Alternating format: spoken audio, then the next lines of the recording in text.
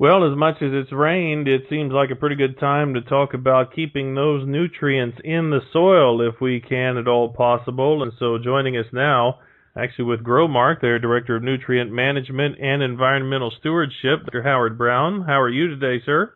I'm just fine, thank you. I appreciate you doing this. You know, it's an issue to talk about, I would say, pretty much year-round, but what have you been hearing, too, that the corn looks fantastic, but we certainly don't want all those nutrients we've worked so hard on to run away from us in such a wet season. No, I really don't know of any farmer that looks forward to putting on nutrients that are not utilized by his growing crop. So I think however, at this point, I think we're in pretty good shape. Looking at it from a nutrient point of view, phosphorus moves relatively little, if any, in the soil. So unless we have soil movement off the fields in Illinois, I'm not too concerned about the phosphorus loss at this point. Probably the concern that we have in Illinois throughout the year is with nitrogen use on corn. Mm-hmm. That's a big one, not just for you, for farmers. I mean, that is a statewide concentration, isn't it? How do we keep that nitrogen in check?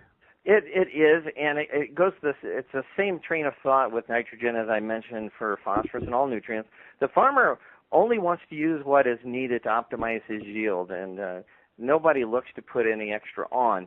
And we've looked recently at a new approach, and we really call it a focus on MOM, and that's an acronym, of course. When we think about MOM, though, you think about caring, loving, nurturing, selfless. And the acronym, it stands for minimizing environmental impact by optimizing the harvest yield and maximizing nutrient utilization. And with farmers looking at that, it's looking at the standpoint of managing nitrogen in such a way that it's no longer an application. The farmer puts on nitrogen in increments so that the plant is able to utilize it a little better, puts nitrogen on later into the growing season so that there's some nitrogen there for the utilization. And frankly, it helps him minimize his environmental risk of loss, helping the environment as well. Well, we've got so many farmers that are either next to or close enough to or somehow connected to the Illinois River. It's not just an issue for those right along the river, is it? Oh, no. In fact, as we look around us driving down the road throughout the summer months, we'll see tiling units out in the farmers' fields, and they're installing subsurface tile to help with drainage, which improves sustainable higher yields. And with that drainage, we have to pay even more attention to what's remaining in our soil. We have a program that we've recently launched over the past couple of years that helps the farmer do that as well. It's called N-Watch. It's just a simple testing program that it's a new management tool that helps the farmer inventory, track, and verify plant available nitrogen throughout the growing season so that when we get a little too much, we've got a red flag that goes up, and when we don't have enough because of environmental events, then we can actually put on a little more. Are there particular soil types or slopes? Are there some that are specifically suited where you think, boy, that would be perfect for tile drainage? And are there others that you'd want to take a pretty close look at before you start doing that kind of investment?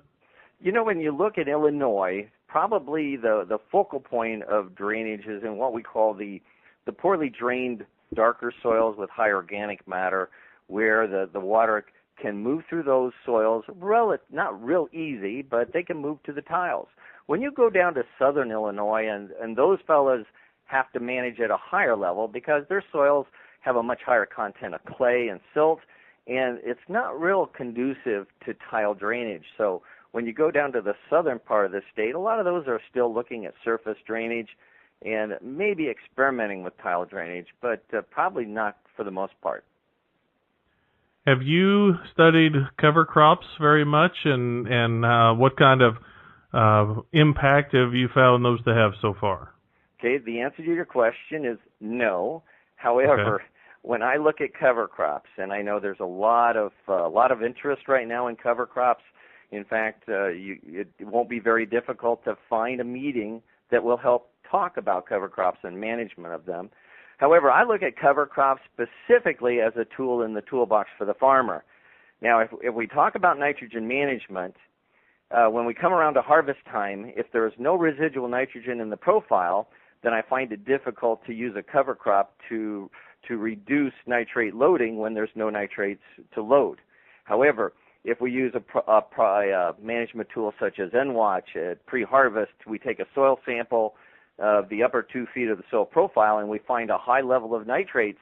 That is a prime opportunity for a farmer to bring in a cover crop, plant that cover crop to immobilize that nitrogen, and then hopefully release the nitrogen into the next growing season where we can utilize it, reduce input cost, and minimize environmental impact.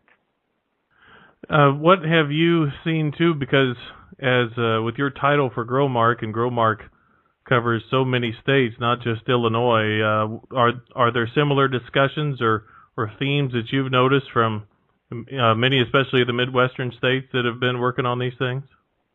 I've had the opportunity to be in Ohio, Indiana, Illinois, Iowa, Minnesota, and in all of these states, especially those focusing on the upper Mississippi River Basin, in all of these states there are efforts ongoing by multiple groups trying to help farmers make better management decisions when it comes specifically to both nitrogen and phosphorus. I think you've done teaching too at U of I, haven't you? Yes, I have. I've had the pleasure to be an adjunct assistant professor there for the past 15 years.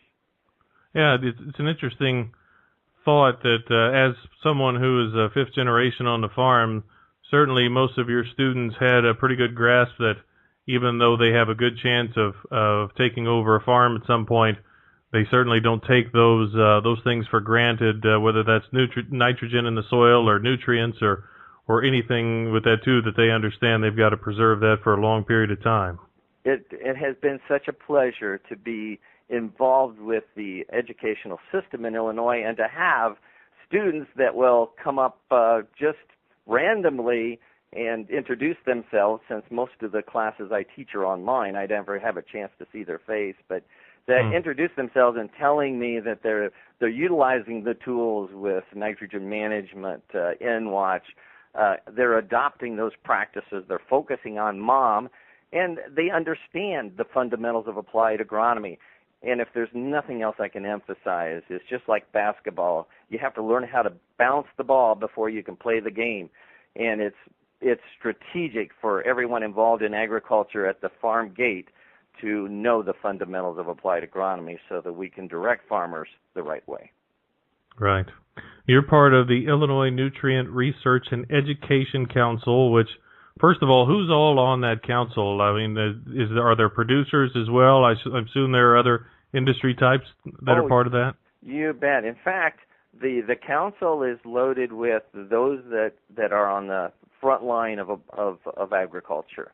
We have 3 farmers. We have I don't know if I can give justice to the exact areas, but we have right now 3 farmers that are on the board. We have 4 industry people, and we have a 5th that is with the specialty areas such as turf grasses. We also have on the board some members that are not voting members, but they're there to help keep us guided the right direction, such as Illinois EPA. We have another voting member of the Illinois Department of Ag. So we have a group of people that are focusing on applied agronomy. We're trying to utilize the money from the NREC program, and NREC stands for Nutrient Research and Education Council. It actually is a checkoff on every ton of fertilizer sold in Illinois. So when a farmer buys a ton of fertilizer, 75 cents goes into a fund per ton to fund applied research. 25 cents goes into the Illinois Department of Ag, and that 25 cents guarantees the farmer a testing program that goes out and makes sure that everything that is said is going to be delivered is delivered to the farm gate. That 75 cents goes to applied research to address those questions, such as you had earlier, cover crops. And it's going to answer those questions that we need as we move forward to higher sustainable yields, paying attention to our environmental effort. Were you part of the ground level for the checkoff? Was that a challenge to get past? Well, I have to tell you, no, I was on the council for the first time it was offered, but I have to pass that credit to Gene Payne, who is Sure. the executive president of the Illinois Fertilizer and Chemical Association, along with the commodity groups, which were heavily invested as well: Illinois corn growers, Illinois soybean producers, Illinois Farm Bureau, and many others. They were instrumental in helping Gene at Springfield to get this legislation through. And I have to tell you, this is a novel piece of legislation. It's a novel program, and it's the envy of the Midwest, if not all the way across the United States. Fantastic. I know there is a statewide nutrient loss reduction strategy. Where is that? Is it completed? Is it released? Is it to be commented upon yet? Well, it is nearly ready to be released. A lot of work went into that document as well. Dr. Mark David and his team put that together for the Illinois Environmental Protection Agency and Marshall Wilhite, and they've done a novel job of bringing together the tools that have been proven in peer-reviewed research and putting into one document so a farmer can review those to see if any of those tools will fit into his operation to help improve nutrient management. Okay. So after it's released, then there are comment periods and that sort of thing? You bet. I'm pretty sure there will be, but it should be limited with all the effort that's been put into the nutrient reduction strategy. And in some cases, I have to tell you, we refer to it as the nutrient loss reduction strategy. It's not like we're wanting to reduce nutrient use. We're wanting to reduce nutrient loss. I don't know if that title will ever be switched, but it's not only Illinois, but there's every state in the upper Mississippi River Basin has a similar document to what we've created here in Illinois. Mm-hmm. What has it been like, too, by having farmers involved with the council? Hopefully there's no headbutting necessarily, but I assume there's a pretty good balance there between different types of professionals, whether that's production professionals or more in your case, too, professionals in another part of the industry. Oh, it's a wonderful relationship. I always can, sometimes I'll refer to it like a family reunion. When you go to a family reunion, not everybody's going to be in agreement. You can disagree, you can debate, but at the end of the day, when you're ready to go home, you all hug and go on your way. And it's such a pleasure to work with farmers because we're all doing this. We're not doing this for industry. We're not doing this for just any reason. We're doing this to help promote higher yielding sustainable agriculture that minimizes environmental impact. And so we're all working together in that room. Mm-hmm.